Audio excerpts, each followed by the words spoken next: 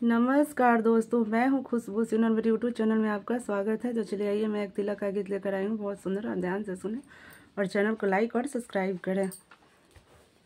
गाय के गोबरा से अंगना लिपायो रघु नंदन हरी, गजमोती चौका पुरायो सुनाओ रघु नंदन हरी, गजमोती चौका पुरायो सुनाहु रघु नंदन हरी। जाहि चौकी बैठले आपन पापा के बेटा रघु नंदन हरी, जाहि चौकी बैठले आपन पापा के बेटा रघु नंदन हरी। मोतियानी अंजूरी भरायो सुनाहु रघु नंदन हरी, मोतियानी अंजूरी भरायो सुनाहु रघु नंदन हरी।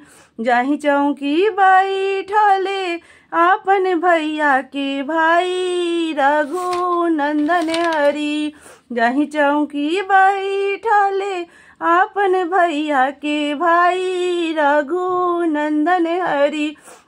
मोतियानी अंजूरी भरायो सुनाहु रघु नंदन हरी, मोतियानी अंजूरी भरायो सुनाहु रघु नंदन हरी।